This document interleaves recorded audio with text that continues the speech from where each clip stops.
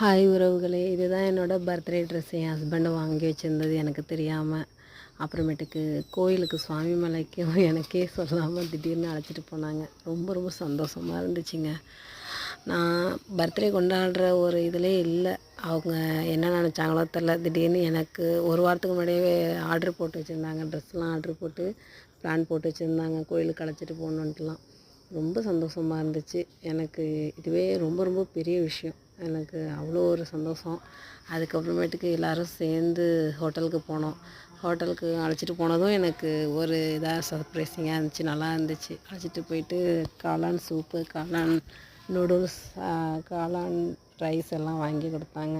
ஏன் காளான் சொல்கிறேன்னு சொன்னீங்கன்னா, அவங்க மாலை போட்டிருந்தாங்க, அதனால காளான் கடைக்கு அழைச்சிட்டு போயிருந்தாங்க. அது ரொம்ப ரொம்ப டேஸ்ட்டாக ரொம்ப நல்லாவும் இருந்துச்சு. அதுக்கப்புறம் ரொம்ப நிம்மதியாக சாப்பிட்டுட்டு வீட்டுக்கு வந்துட்டோங்க.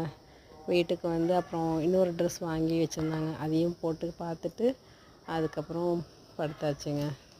ரொம்ப ரொம்ப நன்றி என்னோடய ஹஸ்பண்டுக்கு. என்னை வாழ்த்து சொன்ன அனைவருக்கும் ரொம்ப ரொம்ப நன்றிங்க.